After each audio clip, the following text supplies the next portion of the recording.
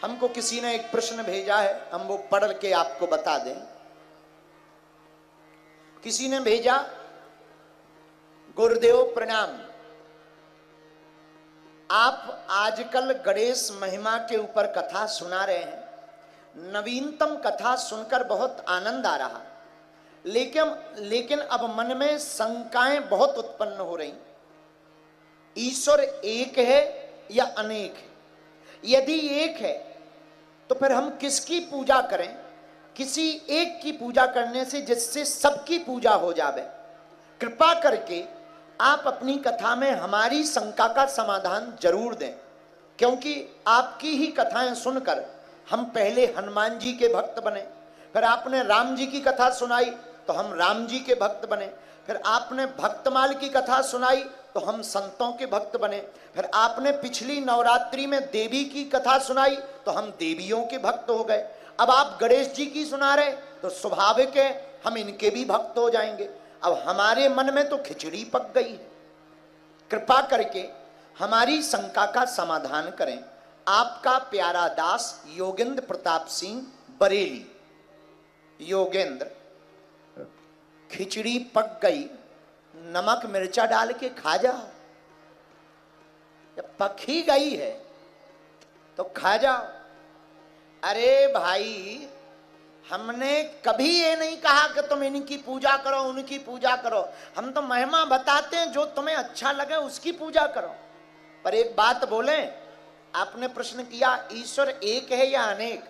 तुम ये बताओ, सोने के आभूषण अनेक होते हैं, कानों का कर्णफूल होता, नाक की नथनी होती है, गले का हार होता, मंगलसूत्र होता है, पर सोना तो एक ही होता है। आभूषण अनेक होते पर सोना तो एक ही होता। मिट्टी के बर्तन अनेक होते, सकोरा होता, मटका होता, मटकी होती, कुल्हड़ होता, थाली होती, पर योगेंद्र जी मिट्टी तो एक ही होती है। तो जैसे मिट्टी के बर्तन अनेक हैं, मिट्टी एक है, वैसे ही परमात्मा के रूप अनेक हैं, पर परमात्मा तो एक है। चाहे तुम राम जी को भजो, चाहे हनुमान जी को भजो, या तुम दुर्गा जी को भजो, सब एक हैं, रूप अनेक हैं। एक बात और, पुत्रियां और पुत्र अनेक हो सकते पर पिता तो एक ही होता है। अब 4-5 बेटे हों तो क्या 5 पिता थोड़ी होते? पुत्र 4 हो सकते पर पिता तो एक ही होते। अब कई लोगों के अनेक हों तो हनुमान जी बचाएं, उनसे हमें क्या लेना देना है? तुम अपना ख्याल रखो।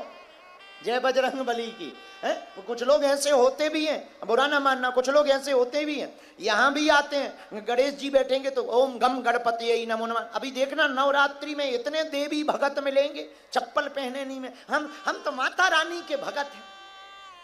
9 दिन करेंगे हे दुर्गा माता, जय माता दी, जय माता दी। आरती तो बड़ी गजब की गाते। नहीं चाहिए धन और दौलत, ना चांदी ना सोना, माँ हम तो मांगे तेरे मन में एक छोटा सा कोना। ऐसी आरती गाते। आरती गाएंगे कुछ नहीं चाहिए, फिर धीरे से कहेंगे माता रानी मकान बन जाए, गाड़ी लिप जाए। तो अभी माता रानी के भगत मिलेंगे। अभी सावन निकल गया, देखो तो तुम हरिद्वार में पैर रखने की जगह नहीं, जहां देखो बम बम भोले, बम बम भोले, कोई कांवड़ ला। अरे हम तो डर गए, हम कहे ये क्या है? भोले बाबा है। हम कहे तुम भोले बाबा हो? बोले नहीं नहीं नहीं, भोले बाबा का महीना है। और जहां सावन गायब हुआ, भोले बाबा के भगत ऐसे गायब हो गए जैसे बरसात के जाते ही मेढक गायब हो जाते हैं। बुरा ना मानिएगा, किसी को बुरा लगे तो I am very very not sorry. लेकिन एक बात और, आप लोग ऐसा कर रहे हैं, अच्छा है, ऐसा होना चाहिए, पर इसमें एक बात, ऐसे लोग तो बहुत अच्छे हैं, शंकर जी को मानते, गणेश जी को मानते, दुर्गा जी को मानते। योगेंद्र जी, हमें दिक्कत उनको है जो इनके साथ साथ अजमेर में जाकर के चादर चढ़ाने चले जाते हैं। इनके पिता एक नहीं 2 हो सकते, हमारे तो भैया एक ही। तो रूप अनेक हैं पर ईश्वर एक है। जैसे सोने के आभूषण अनेक हैं, सोना एक है।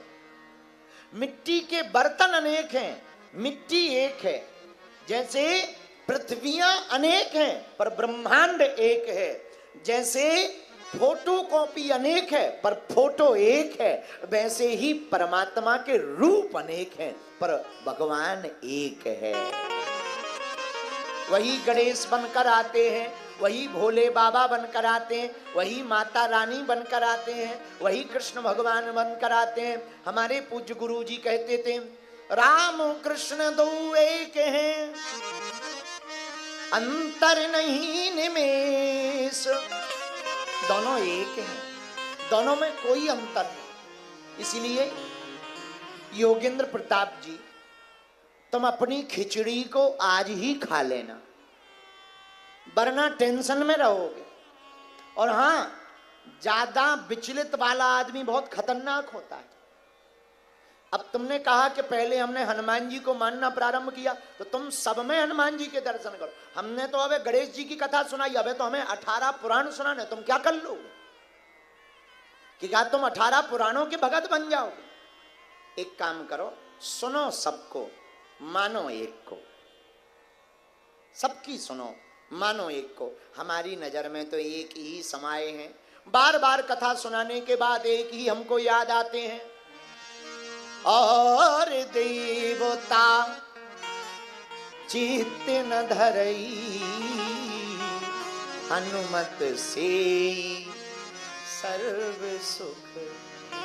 हमें तो केवल एक हनुमान जी याद आते हैं। इसलिए योगेंद्र जी, आपने कहा अगर भगवान एक हैं तो रूप अनेक क्यों? ऐसे समझो, जून के महीने में 20 घड़ों में पानी भरकर रख दो खुले मैदान में, आप जिसमें झांकोगे उसमें सूर्य दिखाई देगा।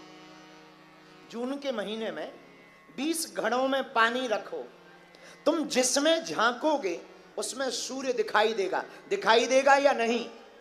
बोलो हाँ जी या ना जी। इसका मतलब ये थोड़ी है कि सूर्य 20 हैं, 20 मटकों में पानी भरकर रखोगे, जिसमें झांकोगे उसमें सूर्य दिखाई देगा। पर इसका मतलब ये नहीं है सूर्य 20 हैं, वो तो एक ही है पर दिखाई सब में पड़ता है। उसी प्रकार परमात्मा एक है, वह दिखाई सब में पड़ता है, केवल भगवानों में नहीं। परमात्मा तो गोस्वामी तुलसीदास जी ने कहा, हरि व्यापक सर्वत्र समाना, प्रेमित प्रिय होई में जाना। हरि व्यापक